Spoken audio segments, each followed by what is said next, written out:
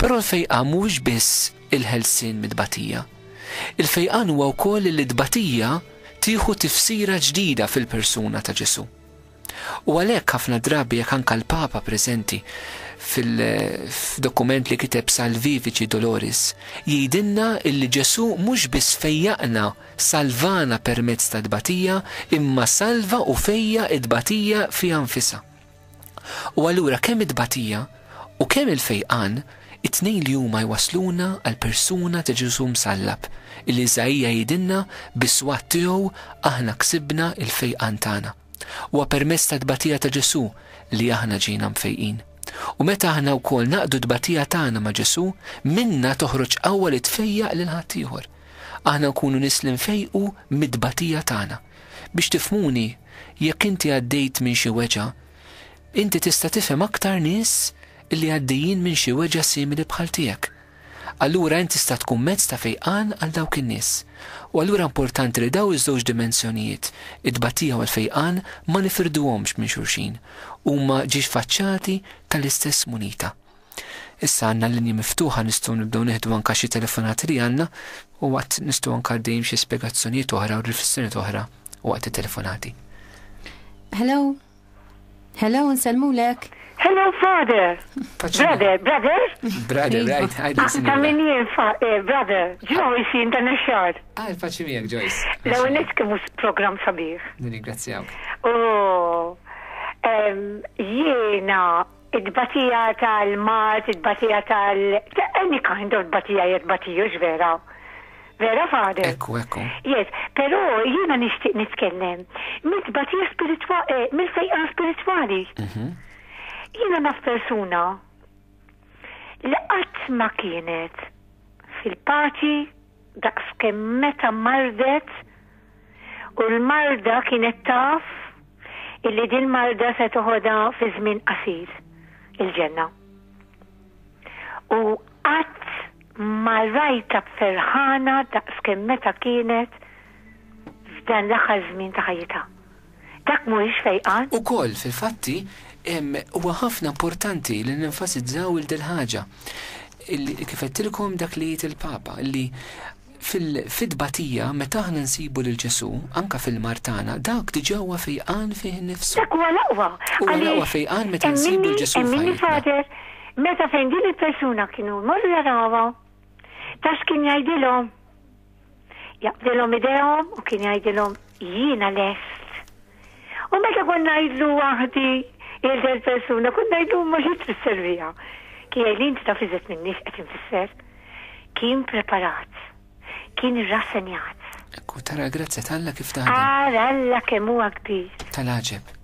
Nirringrazzjawk ta' din l-esperjenza, Joyce. Kompli għallimna fader. Paċi miegħek it-laparina, nirringrazzjawk. Isma' imma l-ewwel ta' x'nagħmel jiena likom. Lilkom il-brothers intom il-fathers. L-ewwel infaħħal Alla għalikom għaliex il-ġid kbir li għamiltu miegħi ma nista' ninsih qatt. Amen. Jiena għaddejt minn ħafna mewġ, però il-bambini qiegħda bikom li kontu salvaw amor tiegħi. U ta' dan irrid infaħħarkom u ma nibżax ngħid jiena kien hemm żmien li kelli ftit kontra tagħkom, żmien ilu għax jien għandi ħafna żmien. Imma il-bambini iżjed li jiena nħobbkom iżjed. Għax meta ġejt għandkom sirt naf iżjed jitfissru. U Ġesu ilu jaħafilli la ġifieri mhux għax ma kontx inħobbkom tam. Forsi kelli raġun jien ukoll. Imma dawk għaddew dawk iż-żminijiet u hawnhekk dan jisimgħu ħafna semmija. Nirringrazzjawk, Joyce. Ejjew nagħmlu il-ġid. Ejjew inħobbukom iżjed. Għax tagħmlu ħafna ġid fil-kwiet, fis-silenzju. Taf xider kultant fada mhux fuqkom, anke fuq l-aħbarijiet, xi ħaġa kellha tinstema'. Imma l-ġid. Aw ħafna saċerdoti li jagħmlu ħafna ġid. Jiena min smajt fuqkom biss xi ħaġa kellha ġifieri li ġieli tinstema'. Imma u nemmetti li kieku li kraħ ma jinstemax ukoll, kieku ma jkunx ma nitolbux għal kulħadd. Però tagħmlu ġid. Li għamiltu miegħi biss u kollha għamiltu ħafna. Naħseb wara ma tant u tant oħrajn. Ringrazzaw Joyce għax għandna xi SMS ukoll. Paċi miegħek. Paċi miegħek nsemulek. Bad-deswol. Bye bye. Meta qed nitkellmu anke mill-dilka tal-morda hekk li turina kif Ġesu għadu jfejjaq. Tajjeb anke nirriflettu wkoll fuq dak li San Pawli se jaħlu id-don tal-fejqan. Punti li qed issemmi s-Sinjura anke s-semmija importanti li nifhmu is-sagrament tal-morda nistgħu nirċevuh kemm hemm bżonn, mhux darba, kemm drabi li konna bżonn il-Knisja jekk toffrilna din il-grazzja ta' fejqan li Ġesu jrid jagħtina. Daħlu xi SMS oħra però ma nix ċans naqrawhom ħanamlu din it-talba u anke nitolbu għalikom. Ħeġġukom dal-ħin hekk li nġabru flimkien intom il-koll qed issegwu bħalissa. Nixtieqkom li verament nemnu li Ġesu qiegħed hawnhekk. Għax għalinna fejn 2 jew 3 jkunu fis-smina jkun f'nofshom. U Ġesu qiegħed hawn fostna bħalissa. Aziz mulej aħna niġu għandek bħala Knisja, niġu għandek bħala komunità li nemnu fik li nafu li għandna bżonnok fil-ħajja tagħna. U nitolbuk aziz mulej għadna miegħek u lina l-kol int quddiem il-missiera Alla tagħna bħalissa.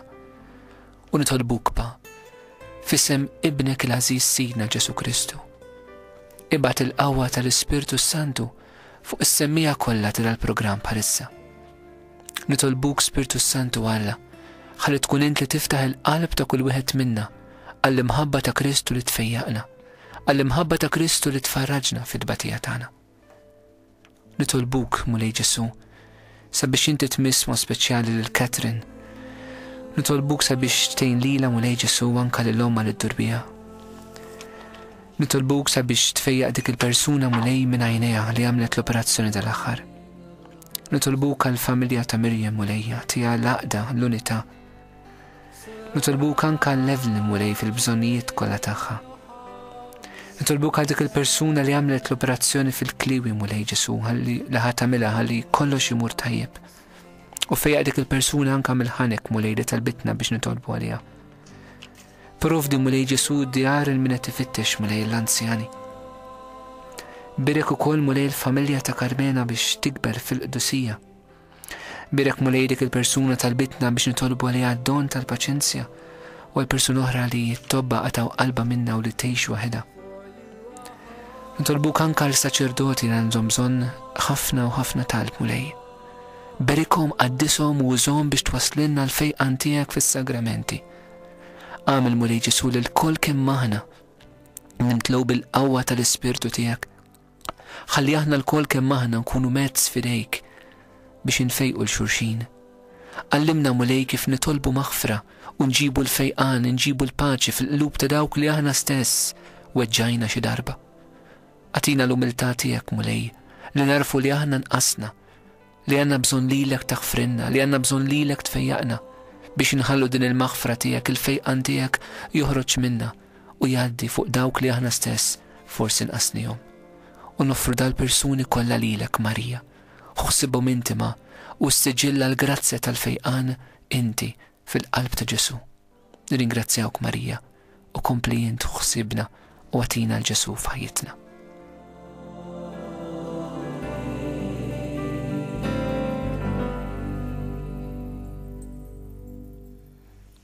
U bekk eżis semmija wasalna fit-tmiem dan l-14 il-programm is-sensiela Fewġa ta' Faraġġ. Jiena se nerġa' nfakkarkom li l-programm tal-ġimgħa d-dieħla ser ikun kollu kemmu iddedikat għal talb għal fejqan u għal faraġġ fid-tbatija. Għalhekk fil-programm li jmiss il-linji tat-telefon ser ikunu miftuħin matul il-programm kollu biex ikollna ħafna aktar ħin biex nilqgħu l-interventi tagħkom kif ukoll l-SMS tagħkom u jsir talb speċifikament skont l-intenzjoni tagħkom. Xtaqt nġiġkom fuq ħaġa sajra illi jekk tridu tingħaqdu għal programm li ġej bħala gruppi żgħar fil-familja, nisperjenzaw il-qawwa ta' Alla li taħdem meta aħna ninġabru bħala komunità, għalhekk inħeġġukom għal dan l-aspett ta' komunità għal programm li jmiss waqt li ntolbu għal fejqan u l-faraġġ fid-tbatija. Jiena wkoll nirringrazzja lilek Brother Hayden kif ukoll il-Godwin li ħossib il-parti teknika ta' dan il-programm. Grazzi lil kull min ħasem ħaj permezz tal-interventi tagħkom kif ukoll lil kull min segwina. Illum se nagħlaq biħsieb meħud minn Santa Teresa ta' Avila. Kristu ma jġalna nagħmlu xejn bil-fors. Jieħu biss dak li nagħtuh aħna. Imma hu ma jagħtix lilu nnifsu kollu kemm hu, sakemm ma jarax li aħna intlaqna l kollox fideh. Il-paċi magħkom.